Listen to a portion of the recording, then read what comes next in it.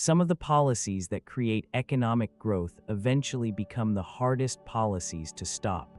At first, the results look like success. Investment rises, infrastructure expands, employment improves, economies grow faster. Governments gain stability, living standards rise, but over time, something subtle begins to change. The system that once produced growth begins depending on the same policies to keep functioning.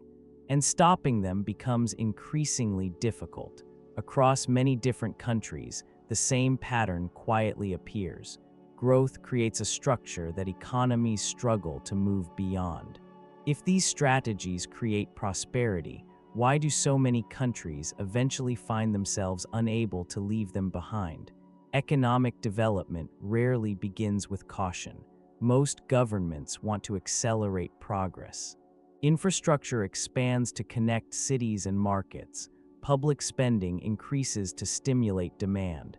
Investment flows into housing, transportation, energy, and industry. Borrowing often becomes part of this process. Loans allow countries to build today rather than waiting decades for savings to accumulate. The future is quietly pulled into the present. In the short term, the results can be impressive. Construction creates jobs. Businesses gain customers. Economic output rises. For a time, the system appears self-reinforcing.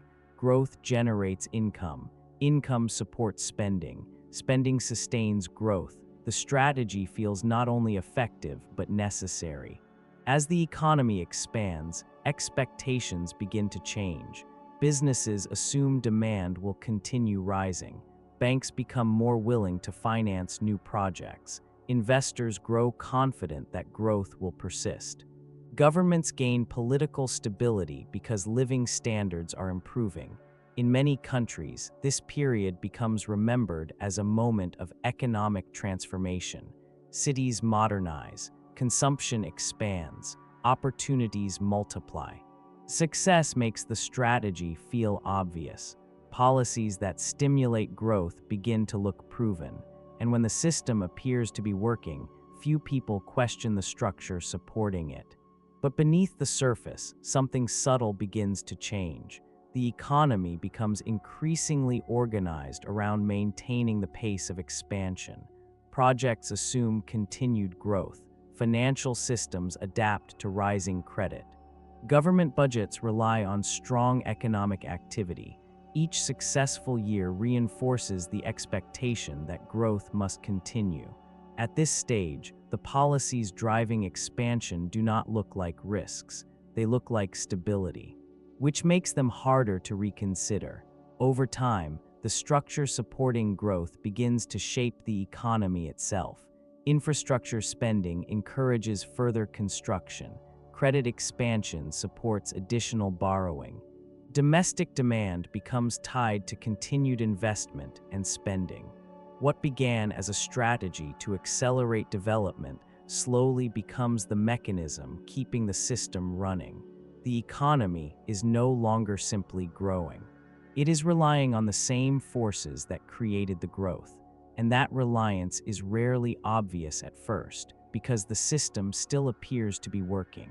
If these policies create growth, why do they later trap the very economies they helped build? If you're interested in how economic systems quietly shape the rise and fall of countries, this is what we explore here. Subscribe. Economic expansion rarely stays optional for long. Once a country begins growing quickly, the entire system adjusts to that pace. Businesses plan investments assuming demand will continue rising.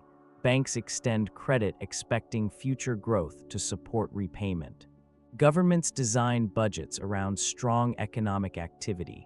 Growth becomes the assumption behind nearly every decision, and maintaining that momentum requires fuel. Increasingly, that fuel takes the same form: borrowing. Not necessarily because leaders intend to accumulate debt, but because borrowing becomes the simplest way to sustain the speed the economy has already reached. Over time, expansion stops feeling temporary. It begins to feel normal.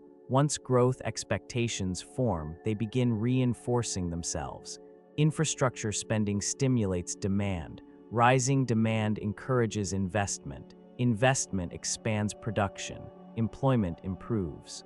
Each improvement strengthens the belief that growth will continue. Businesses expand capacity based on future demand. Banks extend credit based on expected revenues. Governments plan policies assuming larger tax receipts tomorrow.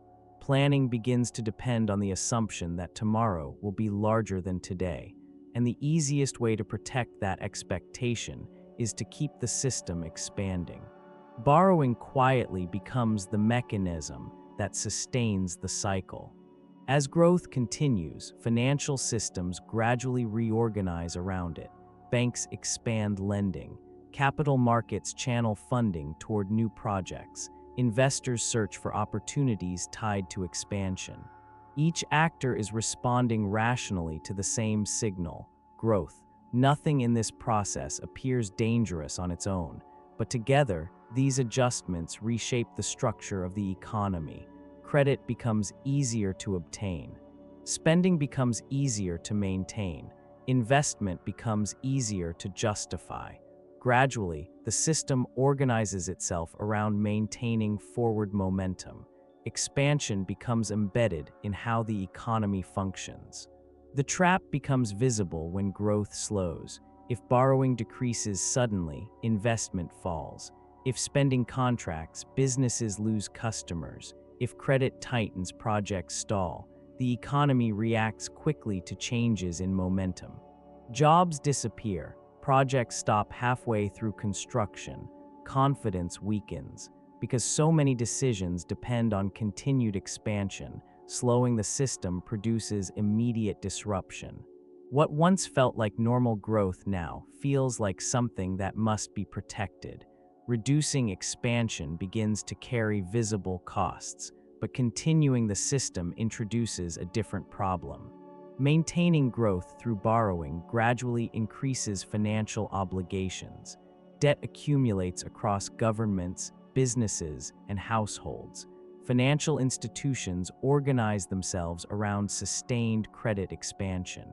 Markets begin expecting that expansion will continue. At this stage, policymakers face a difficult balance. Reducing borrowing slows the economy. Maintaining borrowing increases long-term vulnerability. Neither direction is easy. This is when the mechanism becomes a trap. Growth begins to depend on the same process that eventually destabilizes it. Borrowing supports expansion. Expansion makes borrowing appear manageable, and the cycle reinforces itself.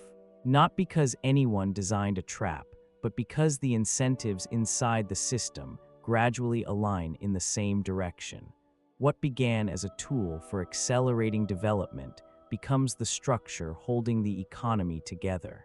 If everyone can see the risks building inside the system, why do so many countries continue the same path?